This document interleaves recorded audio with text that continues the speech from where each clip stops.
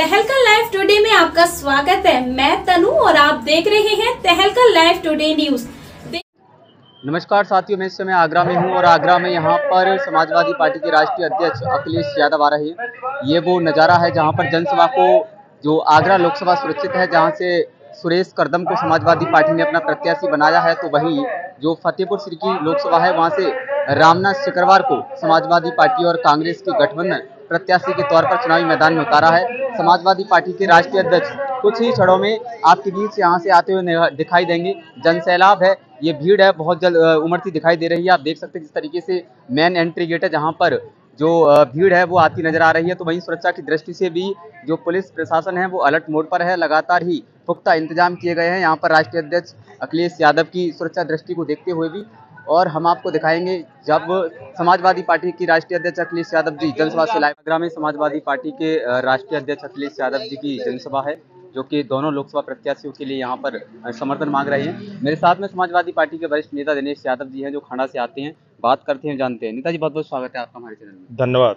क्या कहना चाहेंगे, आज राष्ट्रीय अध्यक्ष जी की जनसभा है आगरा में? आज आगरा लोकसभा में समाजवादी पार्टी के राष्ट्रीय अध्यक्ष माननीय श्री अखिलेश यादव की विशाल जनसभा हुई है और विशाल जनसभा में जो जनमानस उमड़ा है उससे सिद्ध हो गया है कि आगरा लोकसभा ही नहीं, हम आगरा और फतेहपुर सीकरी दोनों ही लोकसभा इंडिया गठबंधन जीत रहा है। आज यहाँ के जनता ने ये संदेश दे दिया है। क्या लगता है उत्तर प्रदेश में इंडिया गठबंधन कितनी सीटें जीत रहा है? इंडिया गठबंधन पहले नंबर पर रहेगा और अनुमान हमें ये लग रहा है कि ज़्यादा से ज़्यादा एक सीट पर हमारी टक्कर है। बकाया हम सारी सीटें उत्तर प्रदेश में इंडिया गठबंधन जीत रहा है। भाजपा तो कह रही है कि हम यूपी की 80 सीटों पर मजबूत है। झूठों की पार्टी है, ये दिन में सपने देखती है, इसका इस बार ताला लग जाएगा। कांग्रेस के नेता भी यहाँ पर शामिल है जनसभा में। बंटी सिकरवार जी मेरे साथ हैं, बात करते हैं। जी बंटी जी, बहुत बहुत स्वागत है आपका। आज जनसभा में आए हैं, क्या माहौल है? आज का माहौल बहुत अच्छा है और इतना माहौल अच्छा है जो मान लो हमारी दोनों सीटें आगरा लोकसभा और आगे फतेहपुर लोकसभा दोनों हमारी कांग्रेस गठबंधन इंडिया में दोनों पार्टियां जीत रही हैं। और आज अखिलेश जी आए, इससे बहुत बड़ा फर्क है। 3 तारीख को हमारे प्रियंका जी का रोड शो भी है, तो वो भी आएंगी।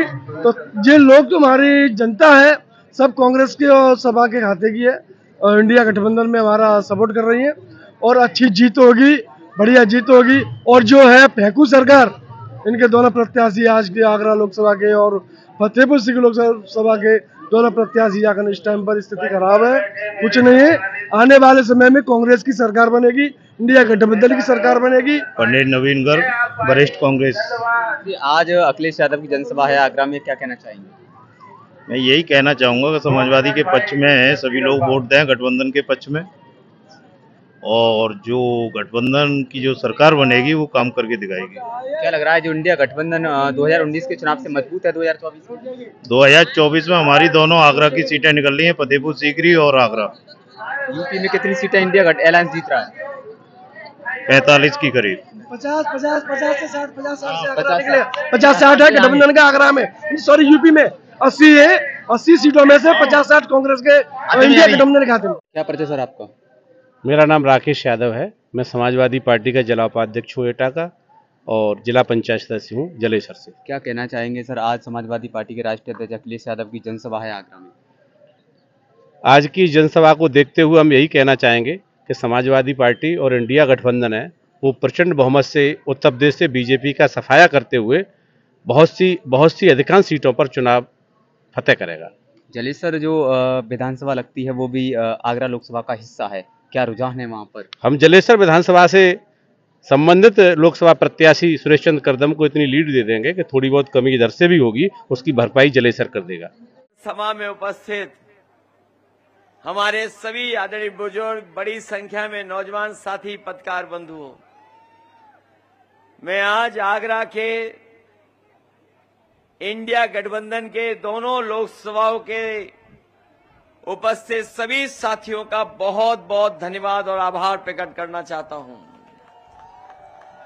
इस बार जो चुनाव होने जा रहा है, ये विशेष चुनाव हो रहा है और सबसे अच्छा तो ये लग रहा है कि लोकतंत्र का असली चुनाव तो आगरा में दोनों लोकसभाओं में हो रहा है। जहां जनता खुद ही प्रत्याशियों को जिताना चाहती है। शायद ऐसा चुनाव हम लोगों ने पहले कभी नहीं देखा होगा कि जनता सब कुछ भूल करके, अपने बीच की सब दूरियां खत्म करके एक दूसरे का साथ और सहयोग दे रहे हैं।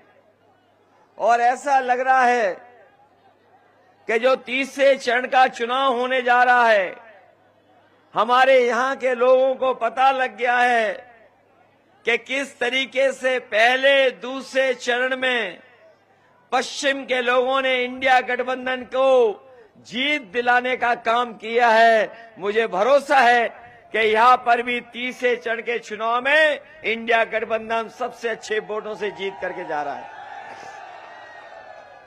मुझे याद है जब यहां पर कांग्रेस पार्टी की यात्रा आई थी,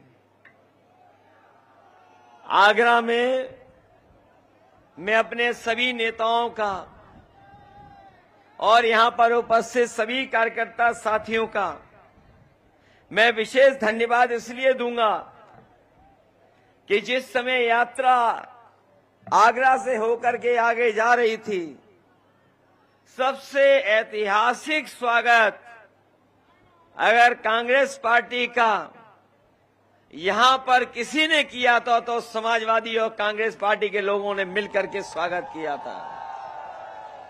और उसका परिणाम यह हुआ कि हवा और माहौल इंडिया गठबंधन के पक्ष में बन गया। ये लोग जो विरोधी लोग आ रहे हैं बीजेपी के, बताओ इनके 10 साल के कार्यकाल में क्या किसी के जीवन में कोई बदलाव आया है? ये वही भारतीय जनता पार्टी के लोग हैं जिन्होंने झूठी बातें और वादे झूठे किए। पहले तो किसानों से कहा कि तुम्हारी आय दोगुनी हो जाएगी। हमारे किसान भाई भी होंगे, उनके परिवार से जुड़े लोग भी होंगे। बताइए क्या किसानों की आय दोगुनी हो गई? और ये नौजवान जो बड़ी संख्या में खड़े हैं, इस सरकार ने कहा था कि हर साल 2 करोड़ नौकरी देंगे। ये तो सब बेरोजगार नौजवान खड़े हैं, नौकरी नहीं मिली। ये वही नौजवान हैं जो नौकरी और रोजगार के लिए मौका ढूंढ रहे हैं कि कब उन्हें रोजगार या नौकरी करने का मौका मिलेगा। और बीजेपी की सरकार का कोई भी परीक्षा बिना पेपर लीक के पूरी नहीं हुई। और ये जो पढ़े लिखे नौजवान हैं, जिन्होंने मेहनत की होगी, तैयारी की होगी, जिन्होंने कोचिंग की होगी और कई साल इंतजार किया था परीक्षा का कि उन्हें परीक्षा पास करके नौकरी मिलेगी, लेकिन उत्तर प्रदेश की एक एक परीक्षा लीक हो गया पेपर उसमें। और कोई एक परीक्षा का पेपर लीक नहीं हुआ है, 10 से ज्यादा परीक्षाओं के पेपर लीक हो गए।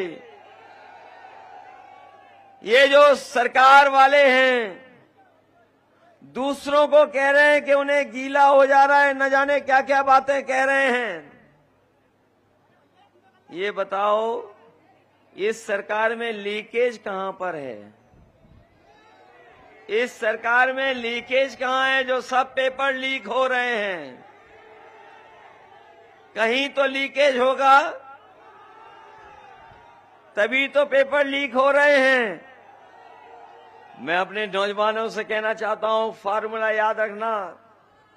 इस सरकार ने 60 लाख बच्चों का भविष्य छीना है। नौकरियां जिनको नहीं दी पेपर लीक से, 60 लाख बच्चे दुखी हैं, परेशान हैं, उनके भविष्य में अंधकार कर दिया पैदा।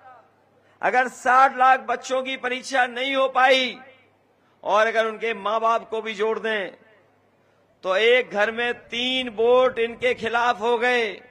और अगर 60 लाख का हिसाब लगाएं तो पूरे उत्तर प्रदेश में 1,80,00,000 वोट खिलाफ हैं।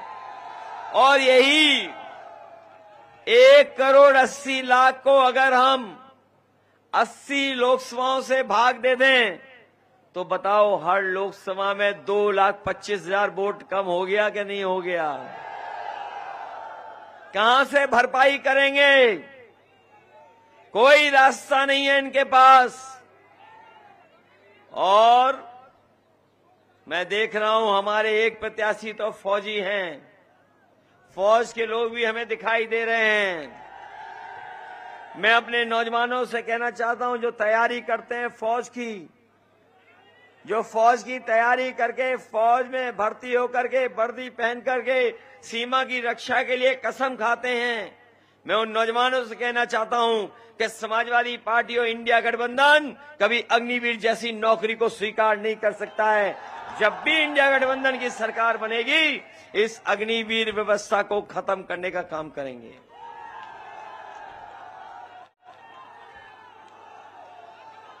ये जो अग्निवीर 4 साल की नौकरी है, इसमें कोई सुविधा नहीं है, कोई उसके भविष्य के लिए चिंता नहीं है। शहीद हो जाएगा तो कोई सम्मान भी नहीं पाएगा। 4 साल की अधूरी नौकरी दे दी, अभी तो फौज में दी है। हम अपने खाकी पहनने वाले भाइयों से भी कहना चाहते हैं, ये बीजेपी की सरकार आ गई तो अग्निवीर तो 4 साल की नौकरी थी, इन खाकी वालों की 3 साल की नौकरी हो जाएगी।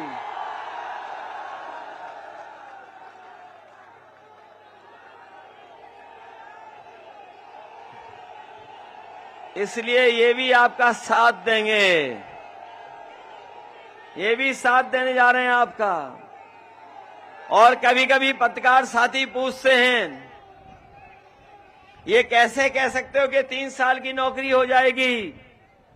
तो मैं उनसे सवाल पूछता हूं कि बताओ किसी को पता था कि 4 साल की फौज की नौकरी हो जाएगी? बताओ आगरा वालों, आपको पता था कि नोटबंदी हो जाएगी? ये जो अग्रवाल जी बैठे हैं हमारे, थोड़ा बहुत कारोबार करते होंगे, इन्हें भरोसा दिलाया गया था कि जीएसटी से इनका व्यापार ठीक हो जाएगा।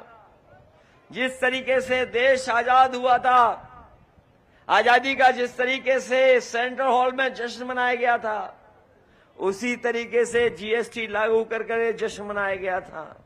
बताओ जीएसटी से व्यापार बर्बाद हो गया कि नहीं हो गया? किसी को पता था कि बैंक का पैसा लेकर के बड़े बड़े उद्योगपति विदेश भाग जाएंगे? इन्होंने बैंकें डुबा दी, बीजेपी वालों ने बैंकें डुबा दी, ये पता है आपको? इन्होंने एयरपोर्ट बेच दिए, किसी को नहीं पता था। हवाई जहाज बेच दिए, किसी को नहीं पता था। पानी का जहाज का जो बंदरगाह है वो बेच दिया, किसी को नहीं पता था। टेलीफोन की कंपनी बेच दी, किसी को नहीं पता था। ये आउटसोर्स की नौकरियां आ गई सरकार में, किसी को पता था क्या? तो इसलिए सावधान हो जाओ। अभी तो इन्होंने थोड़े बहुत फैसले लिए हैं, ये सरकार में दोबारा आ गए तो हमारे संविधान को खतरा पैदा हो जाएगा। इनके लोग कह रहे हैं संविधान बदल देंगे, लेकिन इस बार उत्तर प्रदेश की जनता कह रही जो संविधान बदलना चाहते हैं हम उन्हें बदल देंगे। ये डबल इंजन वाले लोग, ये डबल इंजन की सरकार वालों के आगरा में होर्डिंग देखे होंगे आपने। ये जो बड़ी बड़ी होर्डिंग लग गई हैं डबल इंजन वालों की, लेकिन उसमें एक इंजन गायब है। और जो चुनाव लड़ रहे हैं वो इंजन भी नहीं दिखाई दे रहा उन होर्डिंग में। ये वोट किसके लिए मांग रहे हैं सोचिए आप।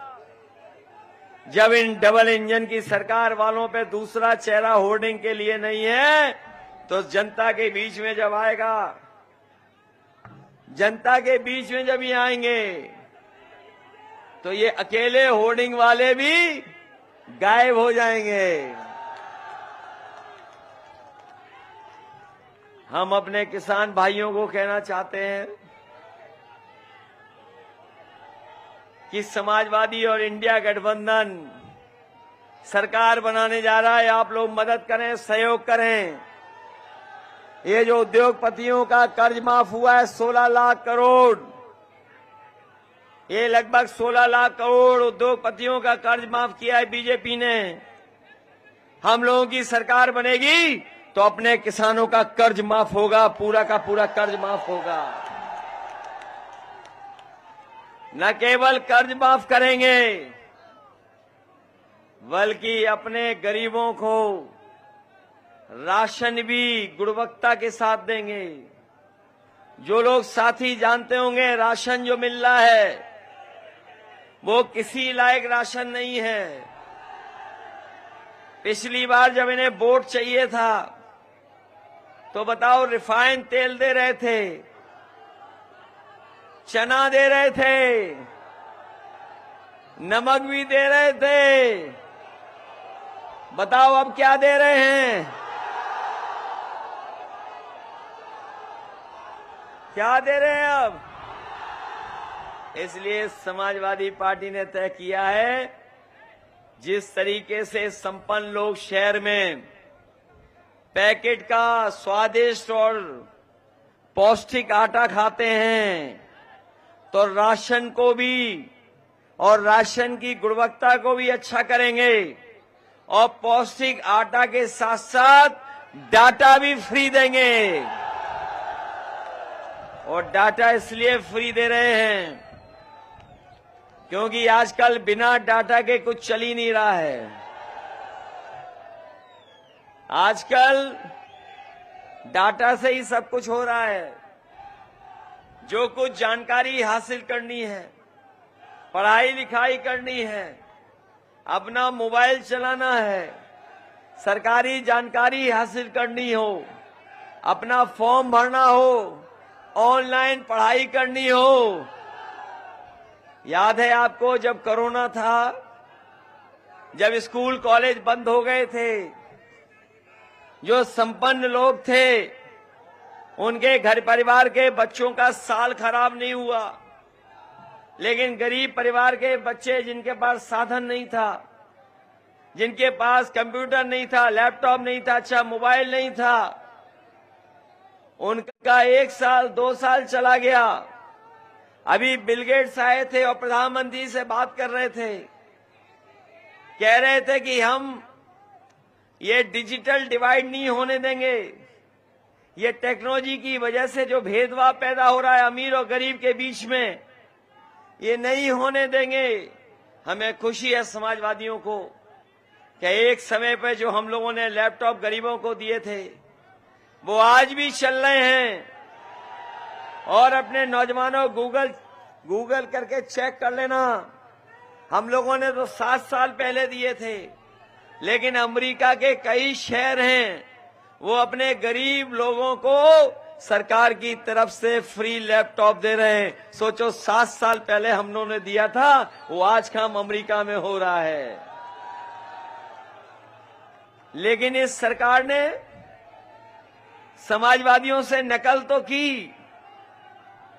हमारा लैपटॉप इतना बड़ा था, इनका मोबाइल इतना हो गया।